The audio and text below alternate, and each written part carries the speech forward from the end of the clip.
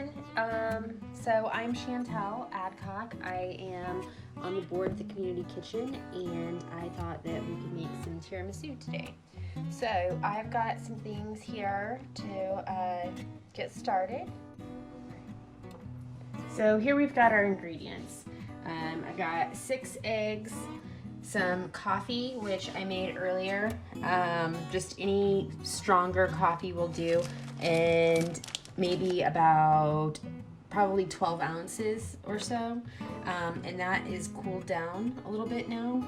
I've also got some ladyfingers here. Those are kind of hard to find around town. I did see them at Kroger on the east side, but I actually ordered these off of Amazon because they typically aren't in stock at Kroger or at Blooming Foods. And then I've got a cup of sugar, some mascarpone, and our heavy cream is in the fridge still. So what we're gonna do first is, while my coffee is still not quite cool, I'm just gonna go ahead and put a little bit of this vanilla bean paste into the coffee. So you can use pure vanilla extract or any kind of artificial vanilla flavoring if you'd like. This one is a little bit nicer than that, so I'm pretty excited to use it for the first time.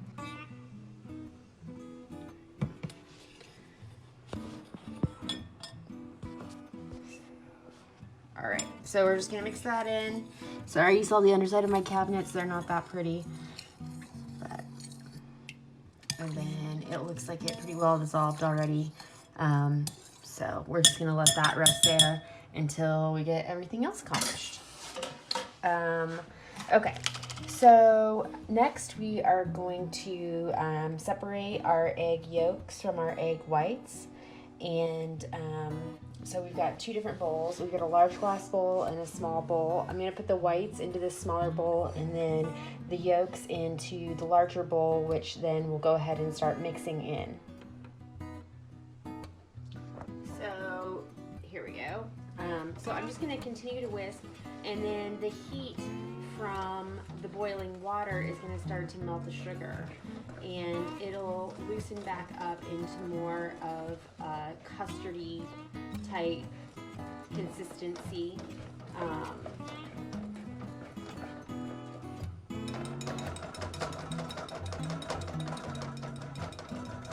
Got a little clumped up here in my whisk, so I'm just kind of pounding that out for a second. And then we're going to continue to do this for about 10 minutes. And you can see already it's starting to loosen back up a little bit and get a little bit more, I guess, liquefied currently, but it's going to be the binder in our custard later as well. So I'm going to continue doing this for a couple more minutes, and I'll get right back to you as soon as it's time to move on.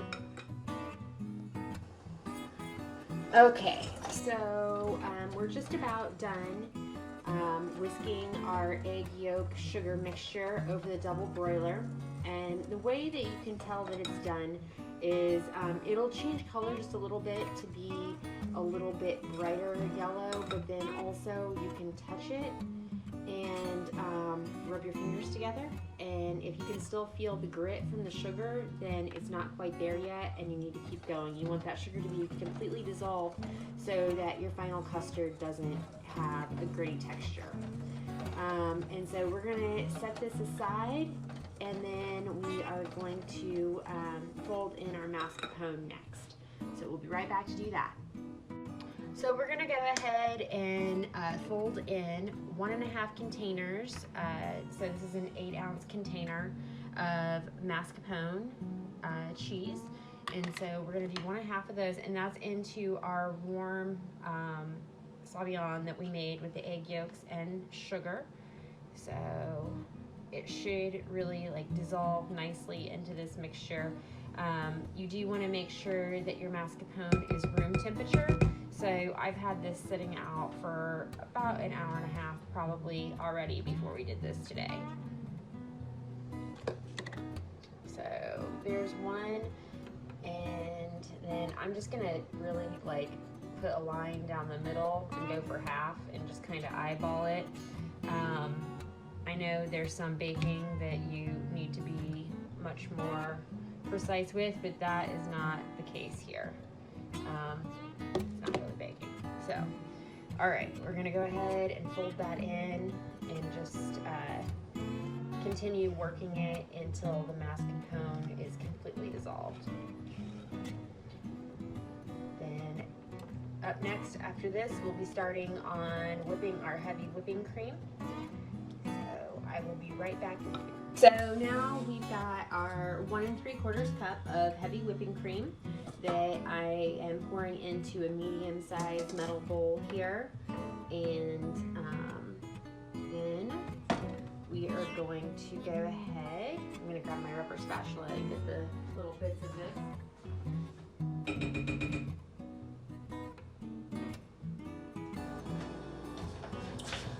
We're going to go ahead and whip this. It also will take about 10 minutes, and we're going to start on a low speed and then gradually get higher until we've got whipped cream and we've got foaming.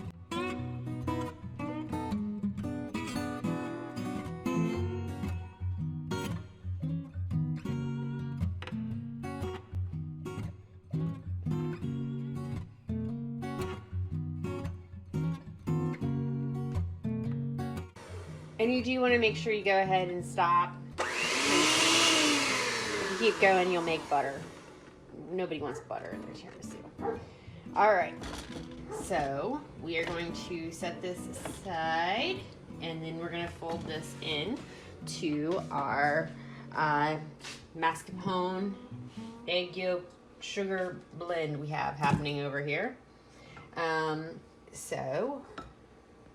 Rubber spatula to fold this in, and you want to make sure that you're just really delicately handling this whipped cream. You want it to keep as much of its integrity as you can with the air that we've whipped into it there.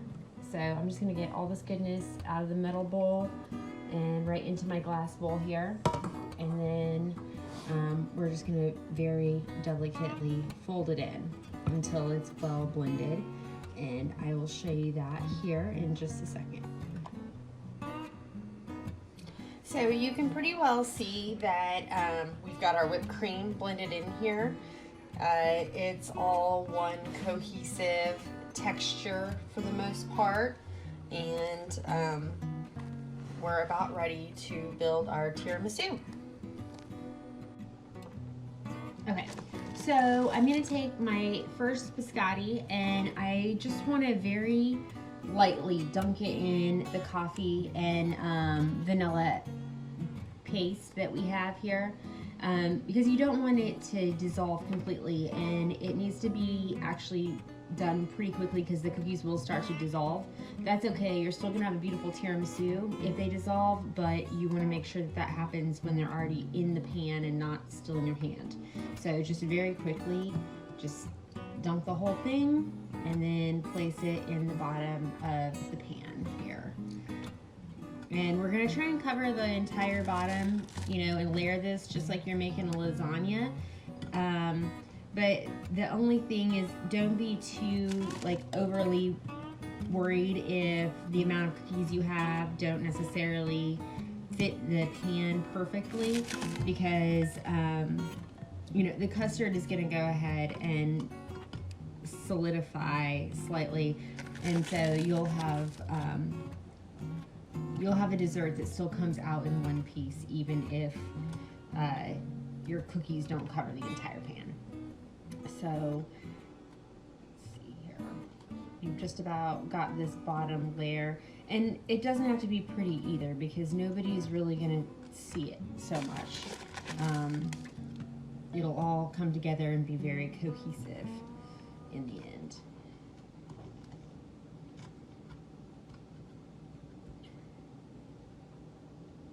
So here are my coffee-soaked lady fingers, and I'm about to add the layer of our custard here.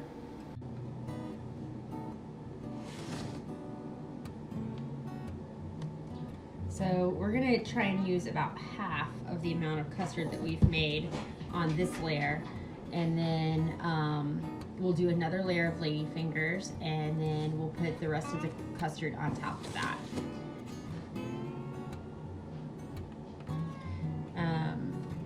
Tiramisu literally translates in Italian to pick me up, or, you know, basically, you know, it was made from leftover sponge cake initially, so that's a great resource if you ever don't have ladyfingers. You could make sponge cake and dipped in the older coffee and then put together.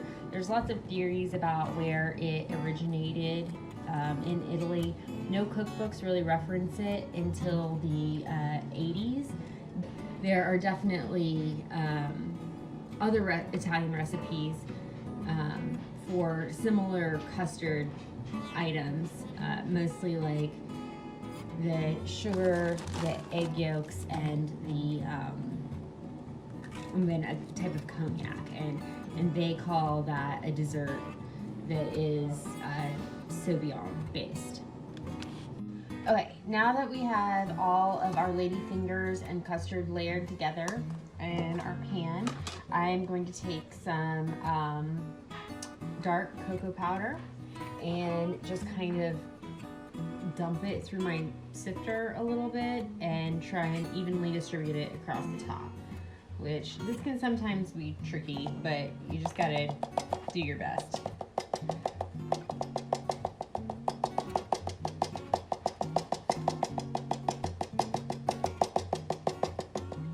And I'm gonna go ahead and cover the entire top completely, and then when we serve it here in a little bit, we'll also garnish it with some cocoa powder as well. And you want to use the sifter because you don't want any clumps of cocoa powder. That's not going to be fun for anybody. So here it is, our finished tiramisu and my mess. And you can see the layers in there of the coffee-soaked ladyfingers and the mascarpone custard. Now we need to refrigerate this for at least 4 hours. That's how long it'll take for the custard to really like solidify and be something that you can dip a fork into and eat, and as opposed to having to use a spoon. And also it'll give the opportunity for the ladyfingers to soak up some more of the moisture from the custard and the coffee. So you want to make sure you do it for at least 4 hours, and then if for some reason your custard doesn't set up, you can always put it into the freezer and make a frozen dessert, so it won't be a loss. Definitely don't throw it away if it doesn't set up in the fridge. Okay, so we've got our Hershey's cocoa powder here again, and our sifter, as well as our 2 plates. So we're gonna try out plating. And we're gonna go ahead and use our sifter again to make sure we don't get any clumps, but then put it right over the fork. This is something I saw in Acamal, Mexico, and I thought it was quite witty. And then I've got quite enough cocoa in order to, like, we can turn it now from here. That's kind of a lot, but then this one is done almost perfectly. So then what we do is remove the fork, and you have this beautiful image to put your tiramisu on top of. So we'll pause for just a minute, and then we'll go ahead and plate tiramisu. So we have our garnish on the plate, our cocoa powder, and then we have our 8x8 pan of tiramisu that's been chilling for about 4.5 hours now. I'm gonna go ahead and try and do like 3x3, so probably 9 squares, just by the thirds. And then we'll see, the first piece might not come out so well, but it'll still taste delicious. It also helps a lot when you're plating if you clean off your knife between every stroke, but we're not doing that this time.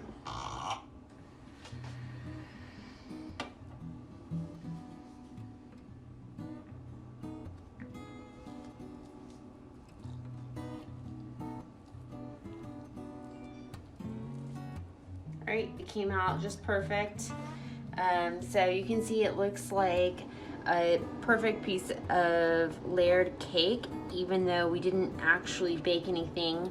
Our custard sat up. Sorry, this isn't really perfect on the top right now, but you can see that the second piece will come out much more nicely, and we'll do that right now.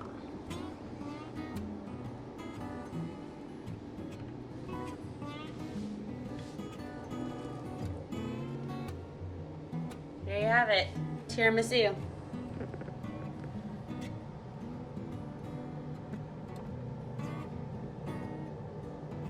All right, thanks guys, have a great one.